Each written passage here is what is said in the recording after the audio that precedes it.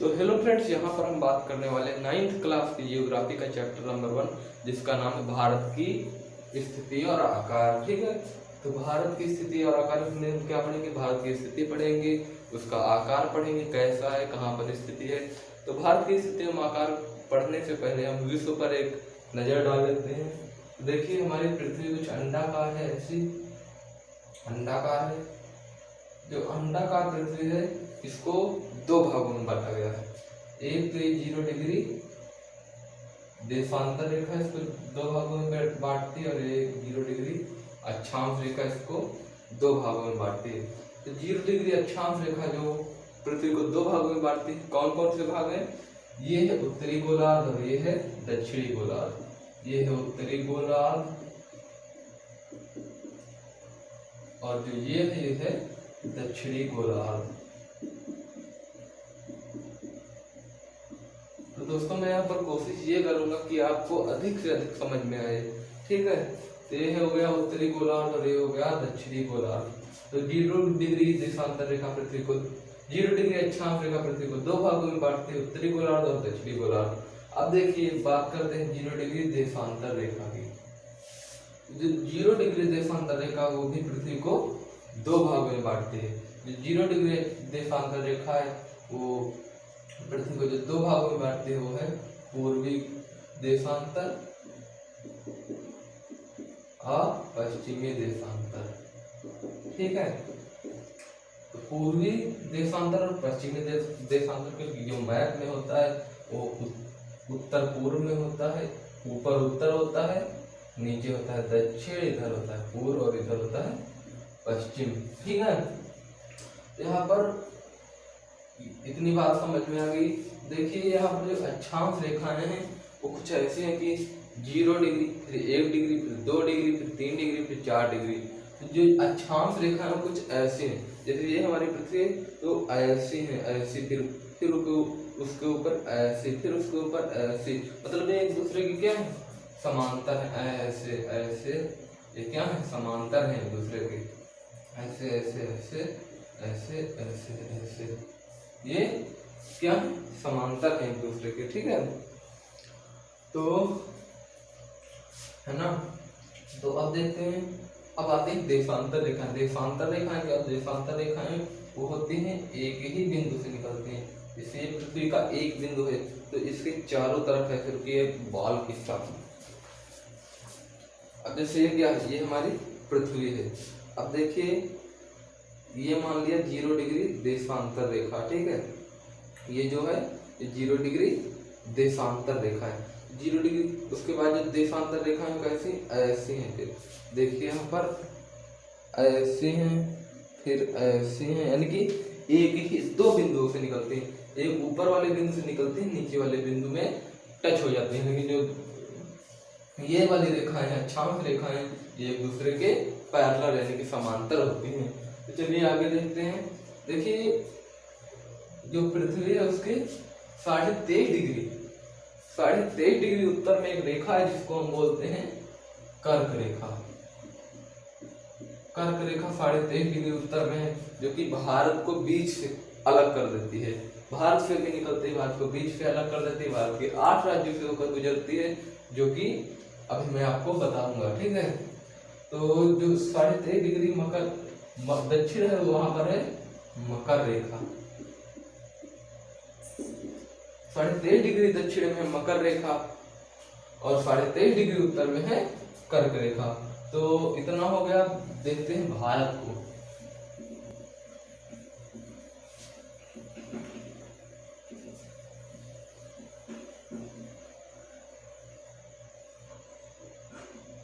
है ना, तो अब हम भारत के बारे में बात करते हैं। तो भारत क्या है?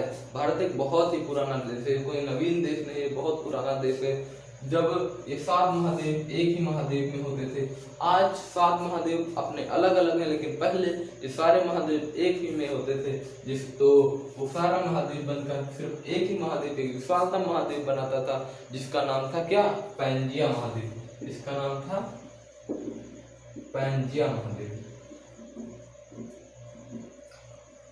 जिसको यदि बीच से काट दें, यानी कि ये बीच से काट दें, जो इसका उत्तरी भाग था उसको कहते थे अंगारा लैंड, अंगारा लैंड, जो दक्षिणी भाग था उसको बोलते थे गोंडवाना लैंड।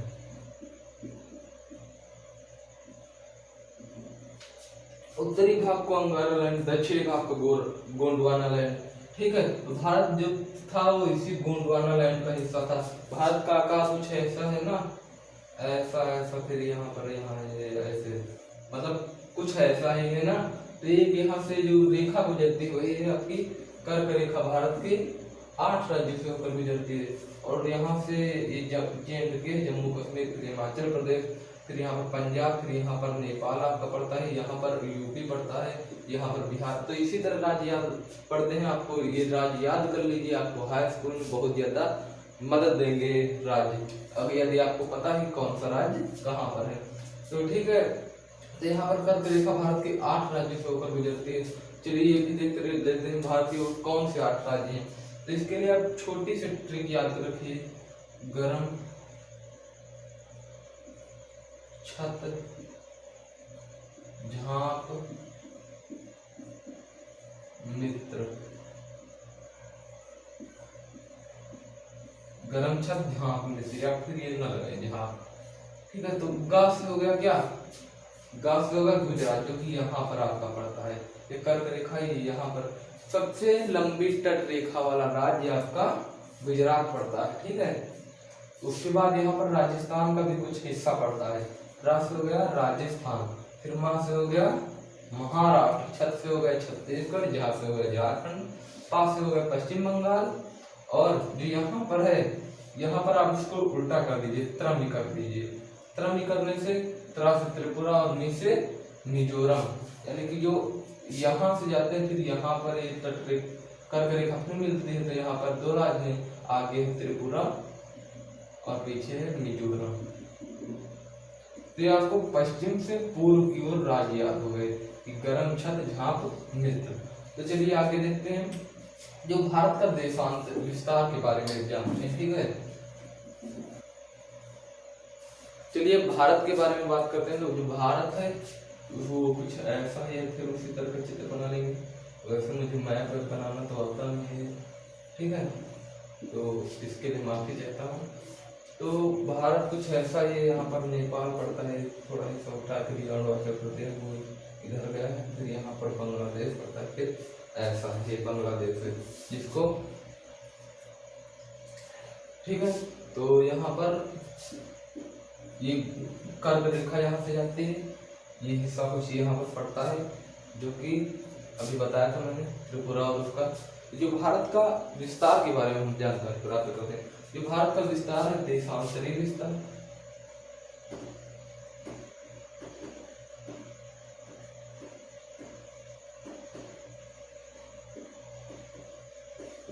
देशांतरीय विस्तार और अक्षांशीय विस्तार।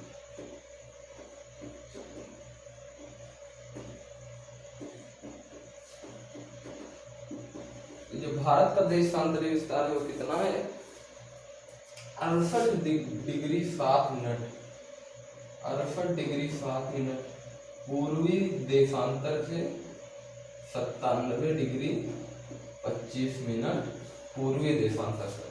तो ये है भारत का कौन सा विस्तार, देशांतरीय विस्तार। और अब बात करते हैं अक्षांशीय विस्तार की, जो कि है 8 डिग्री 4 मिनट उत्तर से लेकर कितना है 37 डिग्री 6 मिनट। ठीक है, तो ये हो गया भारत का अक्षांशीय विस्तार और देशांतरीय विस्तार। तो चलिए देखते हैं भारत के बिंदु, देखते हैं क्या है बिंदु। भारत का सबसे दक्षिणी बिंदु, जिसको इंदिरा पॉइंट बोलते हैं, इंदिरा पॉइंट। ठीक है, भारत का सबसे दक्षिणी बिंदु इंदिरा पॉइंट, जो कि आपकी बुक में दिया होगा कि वो 2004 में सुनामी लहरें जो आई थी, जिन्होंने बहुत ही बड़े स्तर पर जनधन की हानि की थी, उसी के कारण ये इंदिरा पॉइंट जो कहीं है ये समुद्र में समा गया था। और जो भारत का सबसे उत्तरी पॉइंट है इंदिरा काल जिसको बोलते हैं।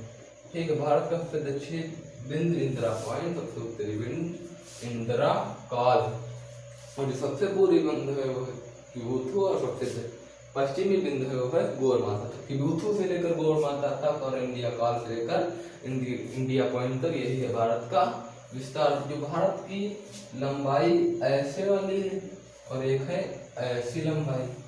जो भारत की ये लंबाई, ये हिस्सा ज्यादा लंबा है और ये हिस्सा कम लंबा है। जो इस हिस्से की लंबाई है वो है 2933 किलोमीटर। और जो भारत की ये वाली लंबाई है, इसकी लंबाई कितनी है? इसकी लंबाई है 3215 किलोमीटर, 3215 किलोमीटर। तो अब आगे देखते हैं यहाँ पर। अब क्या बचा है? यहाँ पर हो गया ना पूरा? हाँ हो गया, ठीक।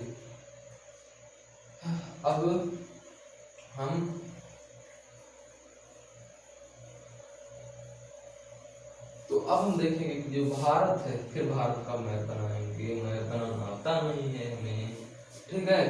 तो जो भारत है इसके दक्षिण में है बंगाल की खाड़ी, बंगाल की खाड़ी दक्षिण में और उत्तर में है अरब सागर, अरब सागर और बंगाल की खाड़ी। लेकिन जो भारत का जो है देशांतरी विस्तार, देशांतरी और अक्षांशीय विस्तार के बारे में पढ़ा। लेकिन जो भारत का कुल क्षेत्रफल है, क्षेत्रफल जो कि आपकी एनसीईआरटी बुक में दिया हुआ कितना है? 32.8 लाख वर्ग किलोमीटर,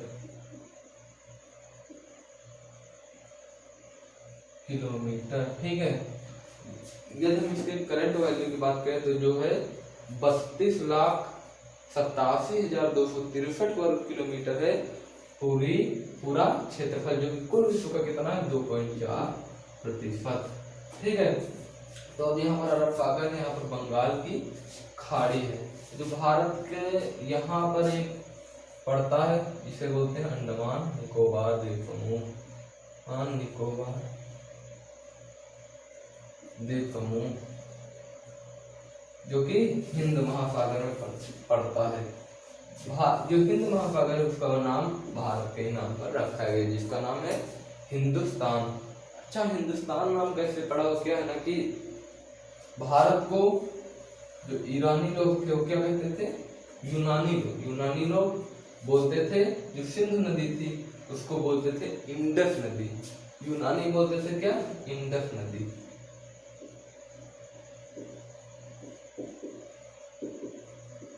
इंडस नदी बोलते थे।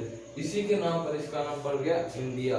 लेकिन जो ईरानी थे वो क्या बोलते थे? ईरानी बोलते थे हिंदू नदी, जिसके नाम पर इसका नाम हिंदुस्तान पड़ गया, ठीक है। तो इस वीडियो में बस इतना ही, बाकी हम नेक्स्ट वीडियो में देखेंगे। तब तक के लिए धन्यवाद।